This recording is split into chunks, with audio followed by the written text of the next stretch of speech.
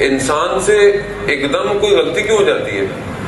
کہ انسان اتنا اپنا خیال رکھ رہا ہوتا ہے، بعض اوقات انسان کہتا غلطی ہو گئی، خود انسان سوچ کے بیٹھے، اور غلطی کا تعلق ہو سکتا ہے اجتماعی ہو سکتا ہے انفرادی ہو.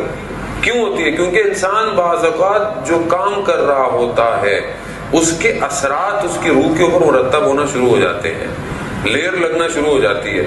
ایک ٹائم ایسا آتا ہے کہ پھر آپ کے کنٹرول میں نہیں رہتا معاملہ، پھر آپ سے ہو جاتا ہے. چاہے آپ اپنی زبان سے کوئی بات باہر نکال دیں، چاہے اپنی ذہن سے کوئی چیز غلط سوچ لیں، یا خدا نخواستہ انسان کے ہاتھ سے کوئی غلط کام، گناہ ہو جائے، چوری ہو جائے، کچھ بھی ہو سکتا ہے. کیوں؟ کیونکہ آپ نے اپنے جو اپنا اسٹرکچر تھا اس کے اوپر آپ نے دنیا کی ساری چیزوں کو مرتب ہونے دیا. یعنی ہم کہیں بیٹھے ہوں، کسی کی برائی ہو رہی ہو تو ہم روکتے نہیں ہیں، ایک دوسرے کو کرنا شروع کر دیتے ہیں. ہو سکتا ہے مطلب آپ مطمئن بھی نہیں ہو کہ مطلب کرنی بھی چاہیے، لیکن آپ روکتے نہیں ہیں. آپ نہیں روکتے ہیں، اس کی وجہ سے آپ کے اوپر اثرات مرتب ہو جاتے ہیں.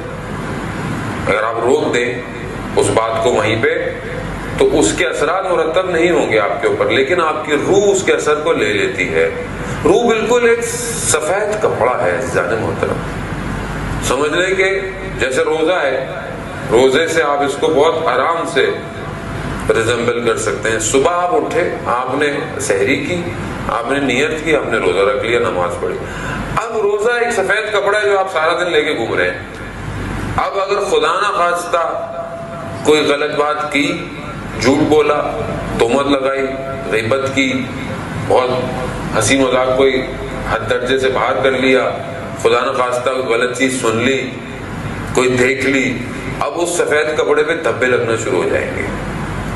اب وہ دھبے جو ہیں وہ ہمیں تو نظر نہیں آ رہے، ظاہر ہے کہ میں تو خود اتنا پاک صاف نہیں ہوں، لیکن روزے کی حالت ایسی ہے کہ ہلکے ہلکے ہمیں تھوڑی سی پریکٹس کرا دیتا ہے.